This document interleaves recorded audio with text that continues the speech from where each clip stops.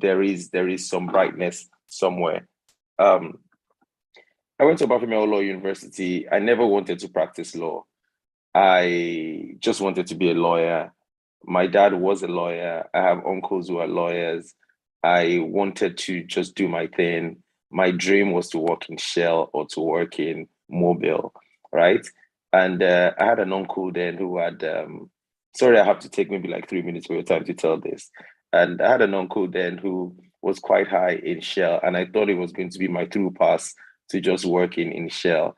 And you know, Nigeria is where everyone thinks that once you know someone, you can get what you want, right? But interestingly, I finished with good grades in university. I went to the law school.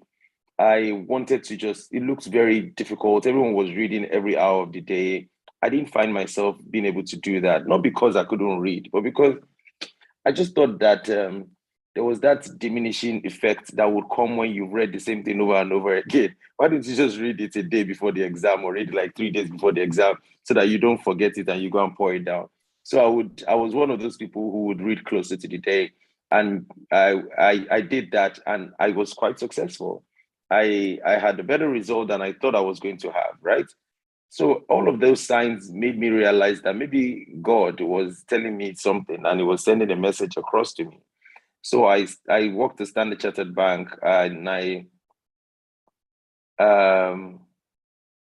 worked at Standard Chartered Bank and I did my NYSC there and I worked for a few months after. And then I had this conversation with my brother and a friend of mine.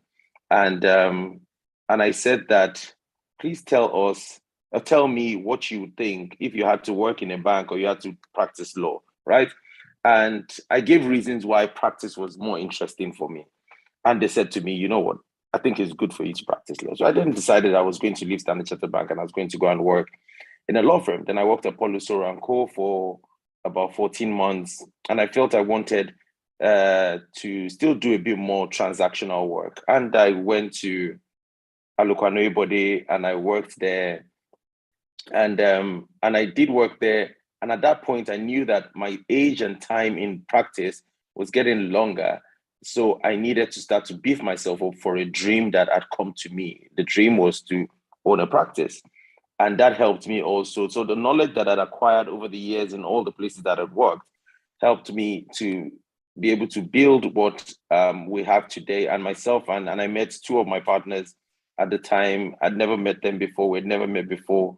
But everything clicked. And so it's almost a function of preparation, faith, luck, everything just added all together in one cocktail.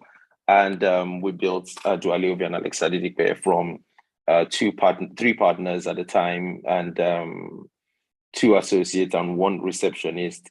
7 years after, or 7+ years after now, we have today over 40 lawyers, 2 business offices, 1 in Lagos, Abuja, and that's why we're here. So I think I have a bit of knowledge to share some of my experience with you. And so that's it. Now let me talk about law as a business. And that's my brief introduction, aside what Chichi has, all the fancy things that Chichi said to you in that intro speech. I say law as a business and law as a profession. They're 2 different things. So law as a business, as a profession, means that we have to study, we have to represent the clients, we have to provide the good work for the clients. We have to ensure that we provide real service delivery in such a way that the clients want to retain you as a firm, right? And but in all of those things, one thing that is primary, and I've always said it, and I've kept my eyes on it, is you must constantly have your eyes on the ball. Your eyes on the ball means that the only reason why you can hold law as a profession is that you have to survive as law as a business, right? So because if your business as a lawyer is not successful in the sense that you're not making profit and you're not churning numbers that can sustain you, then you can't even practice the law the way you want to practice it. So basically, what you have is you have some kind of, maybe like a semi-conundrum again. You have to build law as a business for you to be able to sustain law as a profession. And you have to have law as a profession for law as a business to be successful. So both of them are completely always intertwined.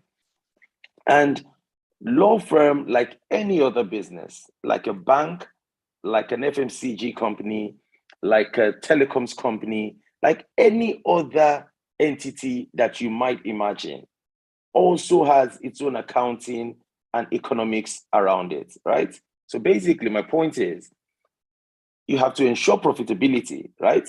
So you have your profit and loss account, you have your balance sheet, you have your income statement, you have your financial statement, like every other entity, right? So you have, this is how much you spent, this is how much you've made, right? And those things are constant. There's some things that will never change as long as you're running a business, right? And those are the kind of things that you find in this instance, right? So we almost have to look at law every time, outside of wearing fancy wigs and gowns, and outside of having good representation for clients, that we must have our eyes on the bottom line. And even practice managers must always ensure that don't leave it for the accountants alone. Don't leave it for the managing partners or the partners alone. How are we doing business-wise, right? Because without that, we can't have a roof over our heads, right? Without that, we can't even travel for those conferences and be able to pull the right clients. Without that, we can't even have the visibility that we want. We can't even register for Alan as an organization, right? So we need to constantly look at how we can build those levers and ensure that we sustain ourselves as a business. Now, I don't think that I need to introduce the fact that there are massive challenges in Nigeria in doing business, right? We all experience it on a daily basis. You have diesel cost that's gone up. Your generator is bad, you need to buy a new one. The price is 3 times what you bought the last one 2 years ago. You have to fix your light bulb. All those things are there. Now let's talk about buying computers at an astronomical high cost. So basically, there are many factors, Nigerian factors, that cannot be overemphasized. Businesses in Nigeria technically struggle with macroeconomic pressures, including inflation, market instability, FX volatility, even government policies, right? So we live in a country where we all love to live, but unfortunately, it's not as easy doing business as it is with our counterparts in other jurisdictions, right? So we have to learn to build a model that applies to us and in a way that fits, right? So whilst we can look at other law firms abroad and how they do things, and people can say, oh, White and Case isn't doing it like this, Clifford Chance isn't doing it like this, or some mid-sized law firm isn't doing it like this. We also have to understand that White and Case isn't in an economy where the dollar price is yo-yoing every other day, right? So the reality is that we have to build a sustainable model that allows us to function as a business. And all of this is driving home to the point of how do we then fix this conundrum, right? So my eyes are still on that most important part. So basically, you have FX needs, for example. I'm sure a lot of law firms here that you represent have you have directories you pay for, you have conferences you pay for, you have registrations and subscriptions that you pay for, most of which are tagged in FX. It's not your fault. It's not because you've dollarized it. It's simply because those are international organizations and they are FX driven, right?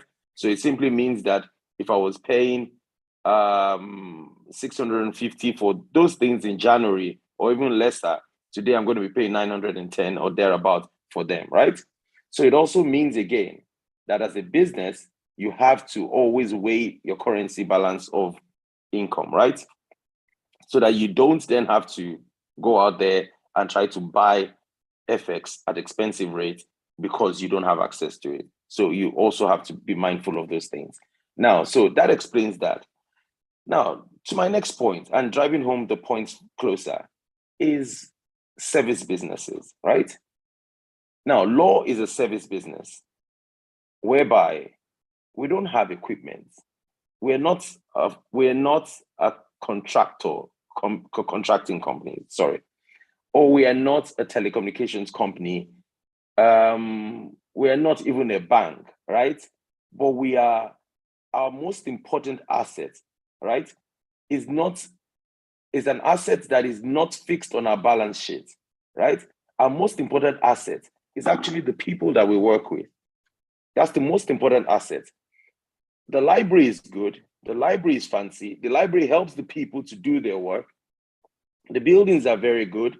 Those things are very, very instrumental to your functioning capacity and your efficiency.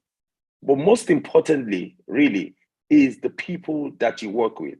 And we're getting closer to how we can fix this conundrum and ways we can fix it, because the people are so material and they're so important to the success of a law firm than anything else, right? The computers are not going to do the work themselves. There's AI, I agree. I'm a technology lawyer and I appreciate the use of AI. But I'm saying to you that even in getting the work, AI is not going to get me the work, right? I need to get the work myself. The people get the work, right? And that is why it is a service business that is generally driven by people. And which is why we have to be very careful how we manage the people that work in these institutions or these organizations. Now, one most important part, and which again, the people in our own part of the world are very, very, very, and when I say people, I mean lawyers, right? And even outside of lawyers, non-fee earners that are very, very driven by is compensation. Now, I don't have a problem with compensation. I think that compensation is as important as the work that you're doing, because even the Bible says that a laborer must earn his wages. Yes. So you must earn your wage, right? And I even sympathize more with us and with everybody, all of us that are providing this service, because the reason why compensation is top of our mind is not because we are greedy. It's also because we are living in an imbalanced society whereby people can't really project and budget, right? Let me give you a good live example. I had a budget for the firm. We had a budget for the firm in January, right? December, effective January. That budget was pegged at certain indices and that certain things would happen and certain things will remain the same. A lot of things have tweaked our thought process and the budget so significantly, more than we all expected. Give a good example. If you had increased salaries in December last year or in January on your budget, and all of the changes that have happened in the macro and micro economy of the country today has happened, will you fold your arms and not do something and compensate the staffs adequately? Of course not. If not, you lose the staff, right? So what happens is you then have to go back and tweak your budget in a way that you never envisage that you will be, because it's again it's a substantial move or jump in even the staff expenditure, right? So when staff are yearning for compensation, it is fair for them to yearn for compensation, because they used to buy petrol before at 165 naira. Now they're buying petrol at 600 naira. Not due to the fault of theirs, right? But because that's what the market calls, right? Whether for good or for bad, we're not arguing about that. We're just saying that the reality is I can't drive into a filling station anymore and fill my tank for 15,000 naira. I have to fill my tank for 50,000 naira, right? Now, my salary is 200,000 naira. Then I don't have a landing, right? It simply means that what would take 40,000 naira before a month, if I was buying petrol every week, now is 50,000 naira or 40,000 naira would have eaten into 80% of my entire take home, right? I haven't started eating. I haven't started paying rent. I haven't started doing anything else. Then I can't survive it. So it is fair for me to come back to the office the next day and say, guys, my hands are up. I need more compensation, right? So compensation is very important, right? And again, I can also break it down and tell you some of the things that would appear like your revenue stream and some of your, and I'm sure most of you know it. So for example, your revenue stream will be your legal services, your fee earning work. If you were doing trainings and webinars and stuff like that, those are like your offsite revenue streams. If partners were putting money into the business and bootstrapping, that's a revenue stream. If you were making publications and you were selling them, that's a revenue stream. But primarily, your core revenue stream, please let me know when I'm like 10 minutes away or 15 minutes away, right? One of your core revenues, your main revenue stream, principal revenue stream, really is the legal work that you do. Now, you then have a huge chunk of expenditure stream, wages and salaries, rents, utilities, office supplies, technology, marketing, insurance, training and professional development, travels and conferences, bar dues and subscriptions, and the list goes on and on and on and on like that. And those lists don't stop, right?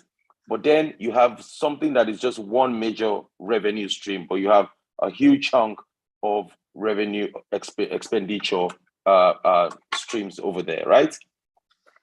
Now, how do you fix these issues around building a business in such a way that you're still able to keep these brilliant minds, compensate them adequately, but in the face of that, you have to manage the realities of the economy in which you function and you provide legal services.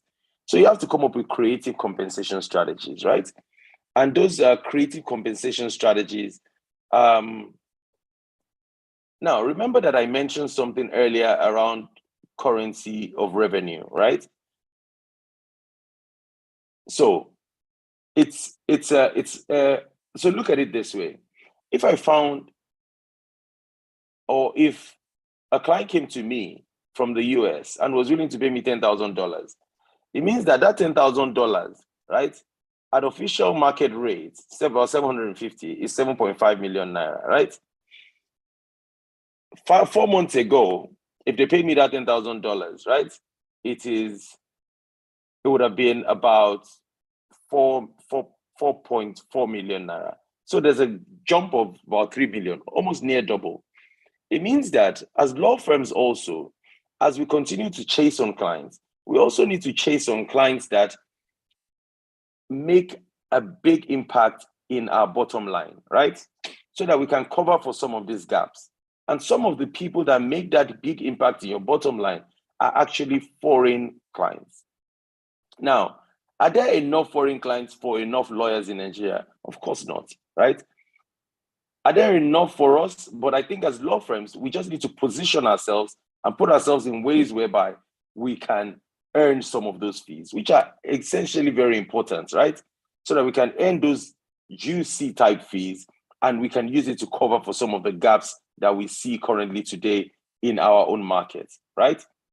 Now, I'll move again back to creative compensation strategies. So the firms generally find ways around situations that benefit both. We have to find a way that benefits both the firm and the employee. Remember what I said earlier, if the business don't survive, then you can't practice law in the way you want to practice it. If you don't practice law the way you want to practice it, then the business cannot survive. So basically, the firm and the employees have got to work together, right? Both of them have got to be duly compensated and happy enough to be able to feed off each other, right? And that's where creative strategies come into play. Businesses have to conceive creative compensation strategies, right? That effectively will balance profitability and staff welfare amid adverse economic pressure like what we find in Nigeria. So for example, today, a staff salary breakdown, I just need to look through this. A staff salary breakdown will have basic housing and transportation, BHT. Then you have to pay pension of about 8% as a staff. Then you have a National Housing Fund contribution, 2.5% of basic. Then you have several allowances, utility, lunch, wardrobe, etc. All of those allowances are there, right? Now, it is very important to note that every allowance that is listed along the basic represent the employee's gross income, right? And taxable under Nigerian law. Employees are statutorily required to pay a personal income tax payee on their cash compensation, right? And any benefit in kind. Now, that in itself also, and I'm getting closer to what I'm trying to explain, which basically is every time you increase that salary as compensation, right? Taxes eat into them. So today, if I moved your salary from 200,000 to 400,000 naira, it would seem like a lot of gross, but your net is not as fancy as you would expect, because you then have to pay a lot more pay, you have to pay a lot more pension contribution, and all of these other deductibles, right? Then eating into it. So again, it is again another conundrum, right? It means you basically have to find a way to ensure that what you are doing, right, impacts the staff, right? Because it is not only, and I'm not saying that we should not pay taxes. Of course, we are going to pay taxes. I'm a lawyer, and it is extremely important, and it is a duty for us to pay it. But I'm saying that in a situation where you're trying to compensate your staff, you've also got to look for fancy and beautiful ways that you can compensate your staff without having to make them look at it as if, oh, you haven't done anything, when in reality, you have done a lot as a firm or as a business, right? So there are different ways that you can breach some of those things. And I'll talk about some creative approach to compensation. So I'm going to create 3 different streams of approach to compensation. There's a cash compensation, there's a non-cash compensation, and there's an equity-based compensation, right? So a bonus is bonuses, for example, right? That is a cash compensation. Staff want to earn bonuses. And I think as businesses and as practitioners, I think one of the most important thing really is that I remember a few years ago, I had a conversation with my partners, and we all agreed that we will start to show our books to everybody. And hand on chest, it's important for you to tell your partners that they should show their books. Half the time, staff actually think that you earn a lot more than you earn. They see the fee notes go out, but they don't see the expenditure go out, right? So when they see the fee notes and they hear that Mr. AA has paid 14 million naira, that's more than my salary in a year. Mr. B has paid $25,000, I don't even earn this at all ever, right? But they forget, right, that there is no day under the sun, except Saturdays and Sundays. If permissible on Saturdays and Sundays, you will get a call from the bank asking you to approve a payment, right? Not because you are very reckless in spending, but because there is nothing you can really do about it. There are some basic things you would always constantly pay for. And those numbers continue to add up and add up and add up. So it's better for you, as every organization, when you have your end of the year or mid-year retreat, right? Or you have those all come together type town hall engagements, right? It's good to sometimes, right, basically reach out and let everybody know, except you're hiding something and you don't mind your staff thinking that you're the one eating everything. And I want to believe that most of the firms here are firms that are built as institutions and not just built for today, right? If you're trying to build an institution, right, then it's important for you to understand the impact and the role that people play in building an institution. Money does not build an institution. People build institutions, right? So if you want to build an institution, the people that are going to build that institution are as important as the institution that you're trying to build itself. And how do you make people build that institution if you cannot retain them, if you cannot keep them happy, or if you keep them in such a dismissive way that they think that they are just working and you are just earning the fees, right? Or you are spending the fees. So if you come to them and you show them, this is how much we earned this year, 400 million naira. I'm just giving an example. This is how much we spent, 340 million naira. This is how much we have left, 60 million naira. This is how much we are retaining, 30 million naira. This is how much you are paying for XYZ. This is how much we have to give to you. And then you give it to them, right? I think that openness sometimes saves us a lot of trouble, right? So I think that is also in itself is an approach that law firms need to adopt, right? That they're as open as they can be to their staff so that everybody knows what is on the table, right? It doesn't take away from the powers of the partners to be able to draw whatever they want to draw, but at least as fair as you can, people can see what you're doing. So you pay bonuses. And then so that when there's no money to pay bonuses, they also know that there's no money to pay bonuses and you're not telling lies. Or a situation where you tell them that there's no money to pay bonuses in January, and then a month after, they find out that you've just bought a new car. They say that you've used their money to buy the car, forgetting that you may also have other compensations outside of your business, right? But you can't start announcing that to everybody. So the reality of opening up your books helps even you yourself to do the things you want to do the way you want to do them, right? So bonuses, that's a no-brainer. Everybody knows, everybody does it, but the approach in doing it is different. Now, recently, reimbursable expenses has become one of the ways that you can actually cater to your clients, to your staff. So let's give an example. Because fuel prices have gone up, right? And I cannot continue to increase salaries based on price of fuel. Now, you buy fuel every week. Bring me the receipts of your fuel purchase. I will pay you back for it. That way, I am not going to be paying extra taxes on it. You're not going to be paying extra taxes on it. It's not going to add to the money that I'm paying, that I'm paying pension on, right? So basically, I'm paying you back an amount that would ordinarily have eaten into your take home, and I'm giving it to you. And my books will clearly show it that it is a refundable or reimbursable expense, right? So I am paying back those things that I don't have to pay taxes on, or they don't add to your take home so much that it then starts to affect how much deductions are made on your salary. So that in itself is good. Now, the argument may be that, well, not everyone has got a car, right? So how do we do it? How do we figure it out? Then I think that's where the ingenious minds of practice administrators do come in, right?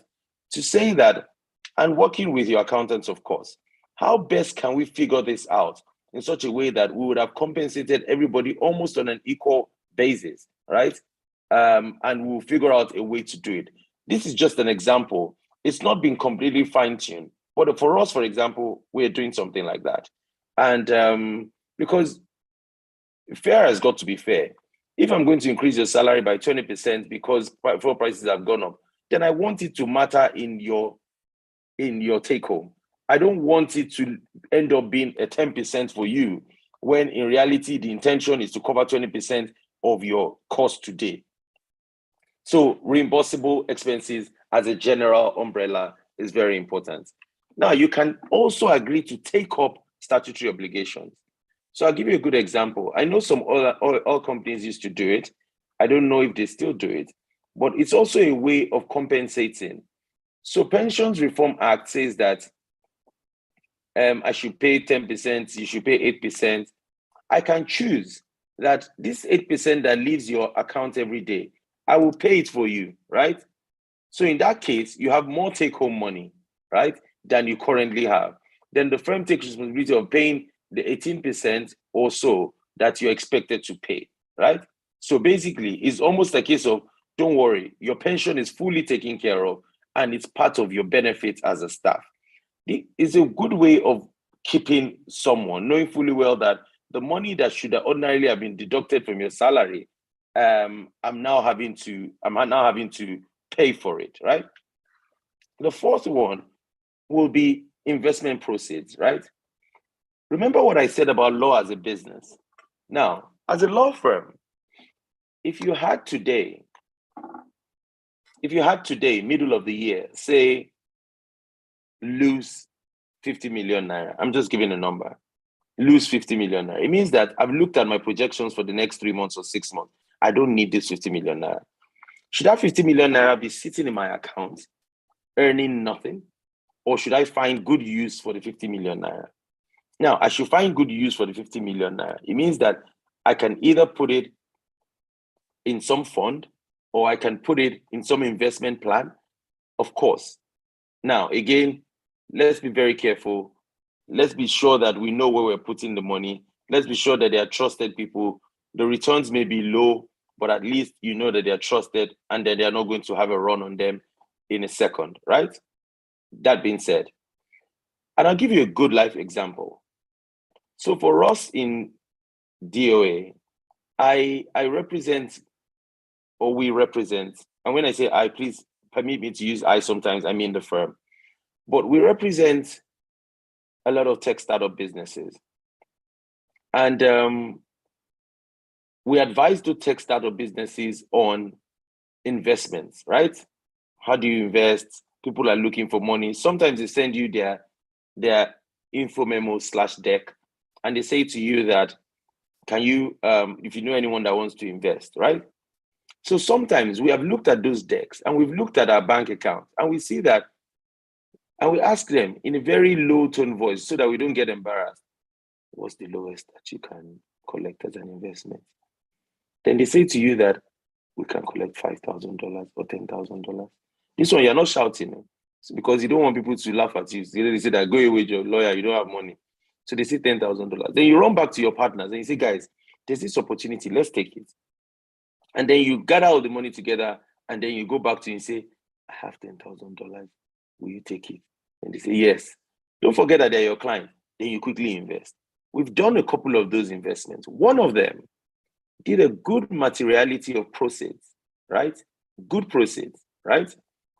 About a year ago, right? And we took the money back to the table, made money, and we took it back to the table. And we said, guys, the partners looked at it. We found a way. You put a cake on the table and you take a knife. Thank God I had the big knife. So I took the knife and they said, this is how we are going to slice this cake. And we sliced it such a way that the partners got returns. Every associate in the firm got money, including every staff of the firm, including people that were not directly engaged by the firm, basically contract staff. Everybody got a piece of that cake. No matter what it was, everyone got a piece of the cake. We then took some other piece of the cake, went to reinvest it again. Then we still took some piece of that cake, we put it back in the kitty for spending, right? Now, what you have done, and we announced it. We told them when we invested it. When we went back at the end of the year at the retreat, we told them that we made money. We sent an email around that the money that you receive is in relation to investments that were made. And there are a couple of those things, right? So I think that it is you driving law as a business. At that point, it's not law as a profession, it's law as a business. Because it doesn't really matter at that point whether you're a lawyer or you're a teacher or you're a banker or you're a carpenter. You were just a person that had liquidity and you invested your liquidity. And when it materialized and crystallized into returns, you took the money and you shared it across board with everybody. No matter how little it was, everyone got a piece of it. We did something else 2 years ago. We went to an investment company and we told them to do a presentation for us, that we're going to seed some money to them. And that the money would earn whatever the money earned at the end of every year, no matter how small the profit was. We were going to take the profit and we were going to not reinvest it. We're going to take it and continue to share it for only staff minus partners, right? Now, fast forward to 2 weeks ago, we got some returns on the money. And now we are in the process of doing a sharing for everybody. The point I'm trying to make is nothing excites a mind, even I, Adeleke Alex Adedipe. If I walked out of this room and somebody said, hey, how are you? take 200 naira, right? I was going to say pounds because I'm here. Say 200 naira, right? And I take the 200 naira. I'm excited because when I woke up that morning, I wasn't expecting the 200 naira. When I built my budget plan for the week, I wasn't expecting the 200 naira. So anything outside of my normal income for me makes me a happy person. So imagine a day that you get to the office and you get an email that extra 40,000 or 50,000 was being paid into your bank account. It would have helped your bottom line somehow, some way. And people, law firm administrators, law firm managers, partners, managing partners must always find ways, creative ways of just ensuring that you can put a smile on the faces of your staff, right? Constantly creating all sort of means, provided they're legal, to put a smile on their faces. Because again, like I said, people build institutions. Money don't build institutions, right? And if you have money, if you don't spend it on the people, then you're going to start to lose those people and you don't have a story to tell. So those are examples of money type cash compensation. Now you have non-cash compensation that are also there for you. So you have things like welfare packages, right? So for example, you can say to you today that we're going to subsidize your meal. And I have to use my firm as an example. That's my primary home, right? And I see some of the things that we've done within the period that we've been around, right? So for example, law firms, and some of these things too are some of the knowledge from where I've worked, people that I've spoken with. And I also know that law firms do pay people's HMO, right? Why don't you pay HMO for your staff? Now, what you've done is that you've taken away from them the responsibility of having to pay medicals when they have malaria, right? So when you have malaria, you basically have to go to the hospital. You didn't bank that you're going to have malaria. You didn't write letter to said I'm mute. Am I muted? Can you hear me? Yes, we can. All right. Okay. Thank you. We can hear you. All right. Thank you. Yes. I didn't write letter to malaria that I wanted to be ill, right? So basically, but I found myself ill that morning. So I can go to the hospital, present my HMO card, right? And then somebody has taken care of that cost. My firm has taken care of the cost, right? Your businesses have taken care of the cost. And again, you see, part of the things we don't get to realize is not just that. If I have malaria, one of the reasons, 2 reasons, or maybe more than, but let me give 2 reasons that can affect me in making quick decisions. If I don't have money to pay a hospital bill, then it means I may not go to the hospital, right? And if I don't go to the hospital, right, it means that I may not be well in time. And if I'm not well in time, it means that I can't go back to work and I can't function, right? So we as businesses have got to ensure, right, that we are creating means and measures for people to be able to do the things we want them to do, right? Now it's like penny pounds foolish, penny wise pounds foolish, right? Yes. So spend the money today so that you can get the value tomorrow, right? But if you don't do that, if I have malaria and I have to use my money, what do? I sit at home. And then I hope that I feel better. And then day 1 goes, day 2 goes, day 3 goes, and the work is suffering, right? And you don't want the work to suffer. So you do things like that, right? Again, health, they say, is wealth. Today, we pay for people to go to the gym. I'm a gym rat, and I like to exercise a lot. So I see it as a clearing space for me. Everywhere is too busy. Everyone is calling you, looking for you, doing all sort of things, right? Your phone is busy, when you're exercising, it's almost a good time. It's like a sound body in a sound, it is a sound mind in a sound body, right? So you need to create that sound mind in that sound body. And even if it is 30 minutes of your time, 3 times a week, you used to exercise, just do it. And we've given that opportunity to people to say, you know what, you've got to be healthy. And if you've got to be healthy, we're going to help you to do it, right? So that you don't have to take 40,000, 50,000 subscription to go and pay a gym, right? When you can, in real sense, be footed by your law firm, right? And those are also opportunities, right? Now, some law firms have created on-site creche, right? If you want nursing mothers to come to work, right, you can create a small room for them, right? You can do it. You don't have to do it. I'm just giving an example, right?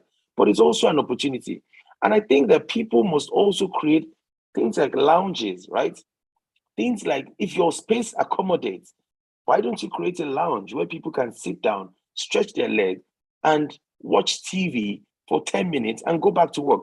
I, for one, I'm a bit very restless. So you can't find me sitting down for 3 hours non-stop and reading a document. I can sit for 30 minutes, I read, I get up, I walk around for 2 minutes, I come back, I read, I turn on the TV, I watch what is happening. 5 minutes, the world is moving fast. I turn it off or I lower the volume. I continue to read. I pick up my phone. I send a few chats. I drop my phone. Now, it's not because my attention span is not just as crazy as a lot of people, right? But the reality of the matter is there are many people that are like that.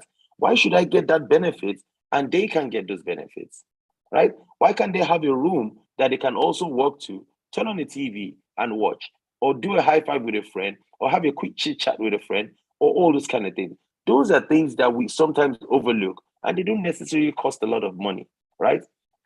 Another thing that I think about is ability to dress down, right? Why can't we dress down? Why must we wear suit and tie to work every day? It costs me money to dry clean my shirts. But you want those shirts clean, right? And you want them to wear it to the office, and you cost them money to dry clean those things. A suit, to maintain a suit, costs you money. You're not going to wear one suit every day, right? So let them dress down. Let them wear shirts. Let them wear polo tops. Let them wear nice body fitted t-shirts. As long as it's not saying things that I mean that can offend another person. Let them wear it. Let them wear. No, you have 10 minutes. All right, good. I'll round up very soon. I'm almost done. Yeah, let them wear those things, right? Now, but when they have meetings that require them to wear certain things, then tell them, or let them keep in a wardrobe somewhere in the office those clothes that they can wear for those meetings, right? And again, I also do not think that anybody has lost a transaction because they were native. I don't think so. I've worn more native this year to the office, traditional outfit, than I've worn, what's it called? Suit and tie. But I also know that I've won more work this year than I've won before, right? It's not because I'm a partner, right? It's simply because if he's sharp, if he's clean, if he's nice, if he's good looking, and you're speaking the right talk, you're good. You're good. Yeah, I see saying this is our identity. You know, I had this conversation recently. India stuck by their identity. Why do we promote things that don't add to our bottom line, even as a country, right? Why do we do it? I can wash my native myself and press it myself, right? But guess what? You can't wash a suit yourself. If you wash it, you'll spoil.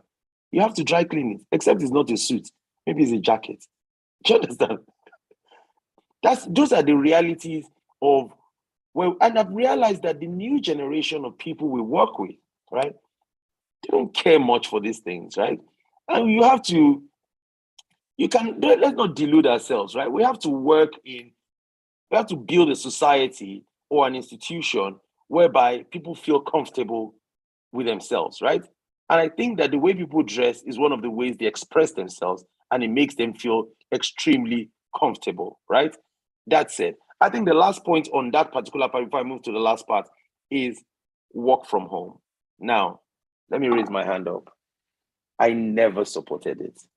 Never supported it. And I have my reasons, right? I think that Nigeria as a country and our people are not disciplined enough, right?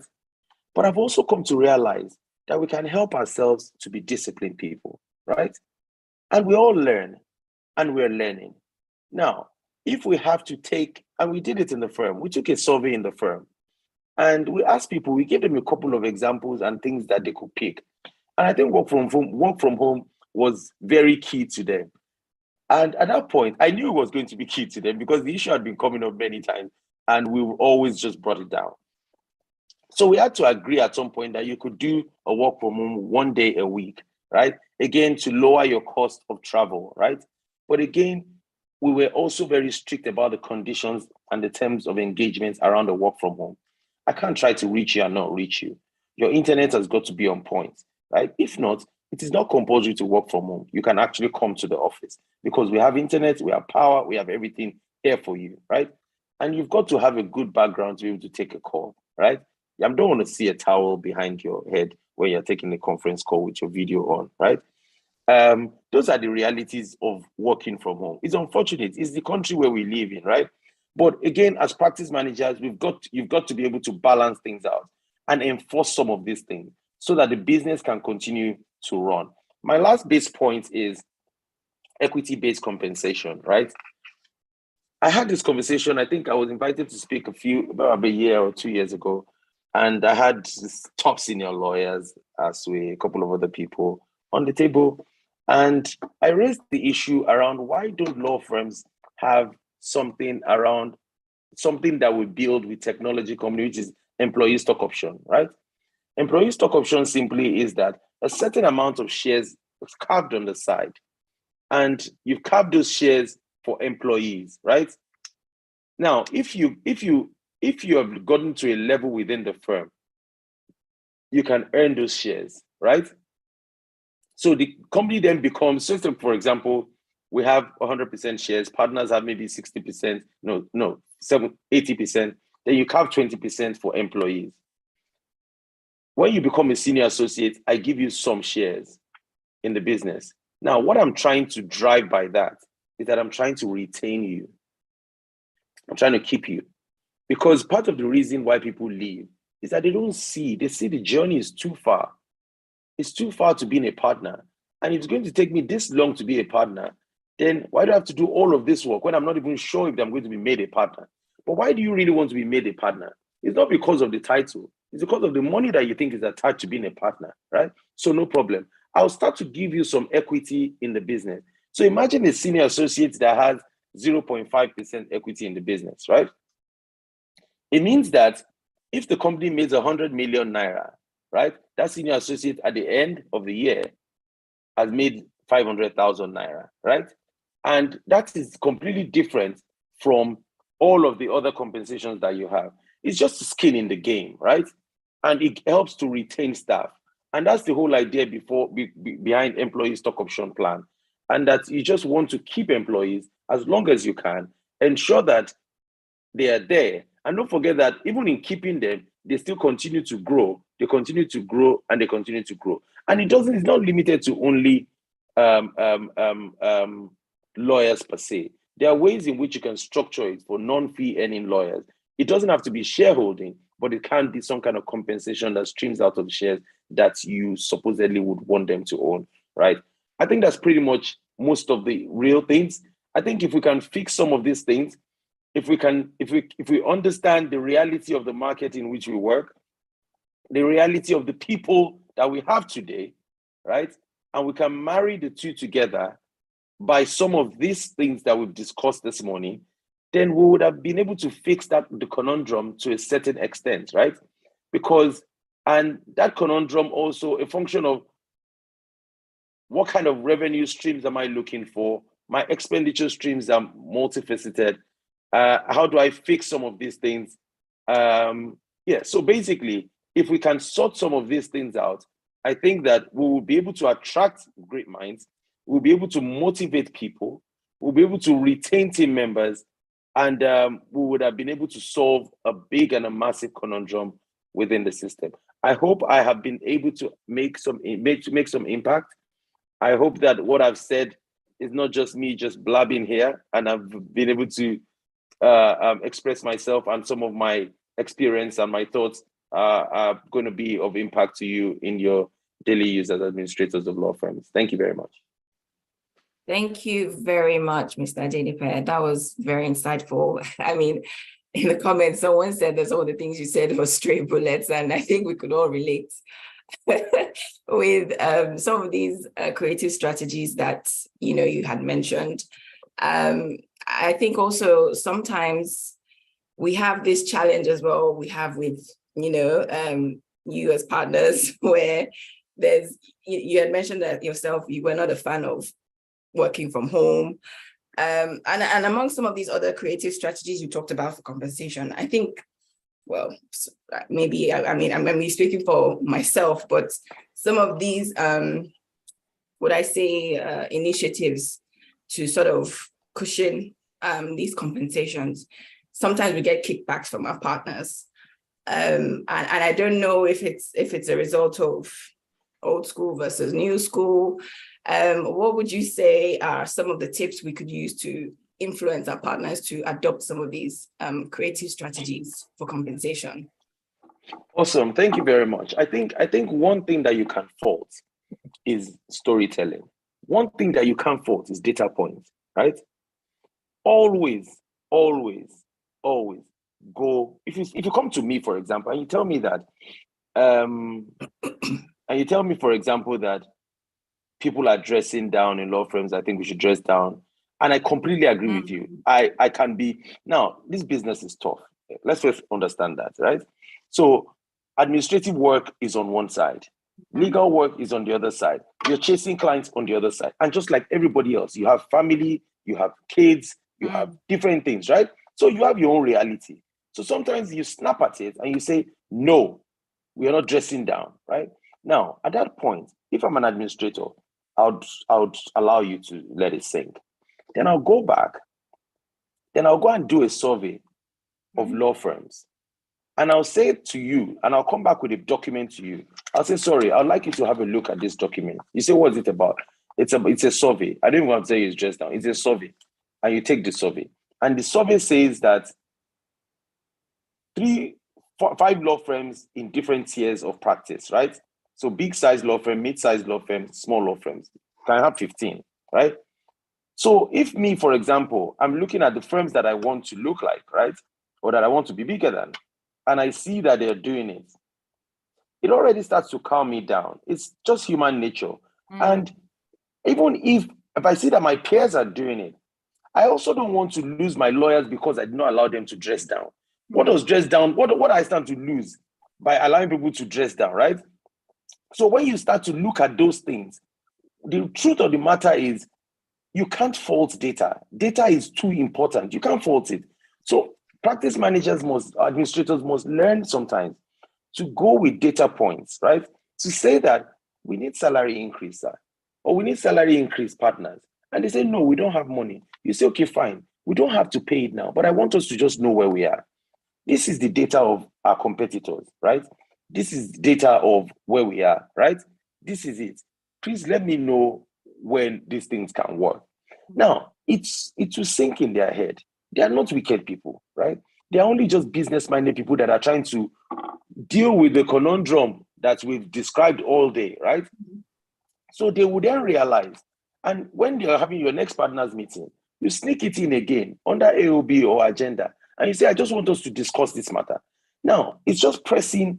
You are a buffer. Administrators, I say to them that, so I say to my practice manager, for example, I say, see, the lawyers must like you, the staff must like you, but you are management. So you are in a very difficult position. You have to make sure that you protect management, right? But you have to make sure that they like you. I'm not going to do the work for you. That's why I'm not a practice administrator. Go and find how you can build a model that allows the lawyers to come and talk to you. They feel comfortable talking to you, right? They are not happy. They want to speak with you, right? And you can solve their problem quickly because you can quickly put a call to the managing partner or to one of the partners to say, there is an issue. This person, and it happens a lot. People come and they say, oh, I got robbed and they stole my phone and immediately they withdrew money from my account. And then the practice manager will come. It's by every contractual obligation. I don't have an obligation to pay you back for your phone. I don't have, but then the way the practice manager then has to quickly come and say, see, this person is troubled. what can we do as a firm, right? And you have to also be visible to everything that is happening. Are you guys okay? Sometimes I've seen administrators who have built a platform that is larger than life, right? So they start to act like partners. Now, when you act like partners, you don't give the open room for people to talk to you, right? They can't even talk to you about compensation because they think they are going to shout them down. You can't shout them down. You have to talk to them and make them feel good, right? And then you then take the matter to the people that will make the decision. Even when the people say no, you have to go back to them and still make them feel good. It's your responsibility. And tell them, don't worry, it will not be done now, but it will be done soon. They're looking at it. Don't go back to them and say, they said they are not doing it. Oh. No, you can't do that. Then you are not working for management anymore. You are now working for yourself and for the staff, right? So you've got to learn to balance it out. And like I said, data points, you can't fault it. Thank you. Thank you very much. Yes, like they always say, put the human back in HR. So definitely something for us to all bear in mind. I just have one more question. So, and I think you had touched on that at the beginning of your talk. So we all understand that there are certain services or industries that no matter what the economy is saying, you need their services, be it healthcare, accounting, legal services, for instance. So I guess my question is, what are some of the external factors that are affecting or causing a decline in revenue? I think you touched one of them was some of the FX needs that firms have. I don't know if you want to talk on one or two other factors that may be causing a decline in revenue. All right, so I don't even think, in truth, and if you check, I think you should all go and ask your accountants, ask your partners. I don't think you guys have declined in revenue. I think your revenue has either been steady or your revenue has gone up. But I think that you've declined extremely in profit. Profitability is low because your expenditure has gone up. Right? Yeah. So let me give you an example. I have a client, it can be on a retainer, it's been paying maybe 5 million for 5 years, right? Now I go to the client now and I say to the client that, my guy, inflation is at 24.08% according to NBS, but I'm not even sure that that's correct, right? I think inflation is higher. I can't deal. My staff are complaining, they want more salary. Petrol prices are high, power is going up, diesel is going up, everything is going up. I want to increase my fees to 7.5 million. Then he says to me, he looks at me, he says, oh, I was actually going to come and ask you if I could reduce my fees from 5 million to 4 million. What do I do? Because in reality, don't forget that the same guy has the same problem that I have. He has the same problem. His problem is that he has higher fees to pay. His own staff too are asking him for more money. His revenue has gone up, but his profitability has dropped, right? So he's looking for how to cut costs. But he needs legal services. So how can I cut costs? Then you say, you know what, let me go and meet lawyer and say to lawyer, I cannot pay you 5 million again. Let me save 1 million naira from your money. I want to pay 4 million. Now, so lawyers have found it difficult to price adequately, right? So pricing is a big problem in the legal market today. That kind of pricing that you can't go to a client the way you could go before and say, give me X amount of money, because they also don't have the deep pockets to do those things, because we are all part of a bigger market that is shrinking, which is the economy of the country, right? So every time we pray for ourselves and we pray for our firms, we should pray for the country. The better the country gets, then the better it is for all of us, right? If there are diverse economies in the country today, then we can provide different new areas of legal practice, right? I remember when I was in Alukanibody and the PPP work of Lagos State was happening. It was a massive new area of practice for people, right? I've seen people do new areas of practice, right? Technology that I do and that my firm does so efficiently is an emerging new area of practice, right? In Nigeria. So people then start, if the economy allows it, then new areas of practice will come in. When those new areas of practice come in, there are more revenue streams for people, right? Those are the opportunities. Investors will come in, they will ask you for legal opinions, and then they will pay you dollars, right? Then you earn dollars. They will bring transaction, they'll do financing, they will invest in Africa, in Nigeria, then you earn money. But if the economy is not stable, right, then they will not bring their money. They'll fold their arms and wait, right? Because they can put their money in other countries or even in their own country and be earning money because it's safer. Nothing's going to happen to their money. The interest or profitability may just be lower than what they're planning for Nigeria. But when you weigh the risk against profitability, then you go with risk better based countries, right? So which is part of the problem. But by and large, I think that you're correct. Profitability has dropped. We have to pay salaries more. We have to compensate more. Our revenues have remained a bit higher or stagnant in some cases, but those are the reasons why profitability has dropped, right? But we have to be creative, right? And we all have to work together. If we are creative and we find different ways, maybe we'll be able to push jumps, we'll be able to make money. And again, if you are building an institution, remember, it's an institution you're building. And like I said, I believe everybody here is trying to build an institution. If you're building an institution, it's not a day's job, right? You will have your highs and you have your lows. Take this period as part of the lows, right? You may not make the type of money you want to make, but you find those opportunities that you can make money from, right? Yeah. And that's pretty much what it is. Thank you so much, sir. This session has been very impactful. The chat session is buzzing, as you can see. Thank you so much for your time. We appreciate it, and we'll definitely take our notes back. Thank you so much. Thank you. Thank you very, very, very, very much for having me. Thanks, Chichi. Thanks, Adeola. And Abayomi Adeleke, the man that shares the same name with me. I heard him when he was introducing or mentioning his name. Thank you very much, everyone. I hope that this will be of use to you. And please feel free to reach out directly. Ms. Sonadikwe has my details. And anytime, next time, I'm always available. Thank you very much. Enjoy your weekend. Thank you so much. Are you exiting now? Yes. You don't want me to exit? If you can, because we want to go to the next session, the next speaker, but I know our people have questions. Maybe they can start dropping their questions on the chat.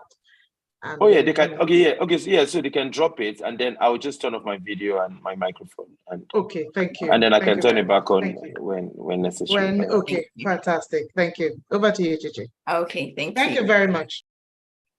Okay, everyone. So this is the time for our own in-house Madam, Miss JHA, also known as Mrs. Joy Harrison Abiola. I'll just quickly go through her profile, mindful of time. So she has been working as a practice administrator, or rather, should I say, in the legal profession for about 23 years. She is the practice administrator at Denton's ACAS Law. She has a wealth of experience. She's also a columnist with This Day newspaper. She's also a trustee and president of Alan, well, former president of Alan. She's a member of International Relations Committee Africa and so many other organizations and boards. So without further ado, we'll introduce Mrs. Joy Harrison Abiola. Thank you very much. I call my presido. I have to still hail you as my presido. Thank you. It is such an honor. It is such an honor. I've always known that Mr. Alex Adedipe, I would describe you, I've always described you as astute. And you have proved that. So, I mean, colleagues, all I think we could do is just close the session and go and implement, because learning is about, at a point I got tired of webinars and seminars, because if it does not transform, then there is no point. The purpose of learning is to improve, is to cause change, is to cause a transformation. And it has been said that 70% of every change process fail. And why is that? Why does it fail? You know, it has also been said that 96% of what you learn, you forget in 1 month if you don't implement. So my challenge is around implementation, but I mean, thumbs up so much, thumbs up for Mr. Alex Adedipe. You absolutely are astute. And also thumbs up for this. Thank you very much. Thank you. Thank you. I appreciate it. Thank you. And you know that your story, I want to check to make sure there's no towel at my back, you know, that I'm good. Yeah, very good. I would love to hear your story again, how you started, because I think that there's quite a bit of lessons that we can take out of that, even as we discuss this topic. And you've done an amazing job. I would run through President, I've sent my slides, and if you can put it up, fine. But there are two things you said, and I think it also would help us navigate this conundrum. Even in your journey, you had a vision clearly, you know, and you prepared for that vision, and you followed that vision, and you were driven deliberately. I like the fact that when you were in A&O for a while, you knew when it was time, you know, and I think that one of the things that would help us navigate this conundrum is reading the times and going with the times. And for most administrators, you've just given us an excellent advice, you know, on how to push this change, you know, but I would just thank you very much. I would also thank the association. It will only take people, people I call eggheads, intellectuals, studious people to come up with a topic or a title such as this. So I really congratulate all of you. So Mr. Alex Adedipe has told us that the answer to the conundrum is people. It's people, put people at the center of it. So do you have my slides, or should I share? I'm about to share now. Oh, awesome. So I'll stop sharing and then. Oh, that's fine. Yeah. Do you want me to? Okay. You know. Okay, you can go so that we can go fast and then take questions. Okay. Yeah. Thank you so much. Can everyone see the slide now? Great. I can't see it yet though. I think it's loading. And everybody's okay, awesome. It's up now. Awesome. So the answer to the conundrum is people. And I think that that is a great answer indeed. I will just roll. Thank you so much, President. So session objectives, again, because I cannot engage, I would have loved to engage because I'm in the middle of eggheads, people that have dealt with issues, have experiences, and you know the answers. One of the definitions for an astute person is that they have practical solutions. I read, but the answers are not in the books because you have to be present, you know, to understand the situation and how to handle it. And it's not always. I find that a lot of and Mr. Alex Adedipe has told us that very clearly, and I know that it works. There is a herd mentality amongst law firms. There is what's happening there, we must do it. So that's a good way of pushing the change. But you find that most times you can't cut and paste. You can't cut and paste. You are dealing with very different individuals. You have to be able to understand, you know, what works for your firm.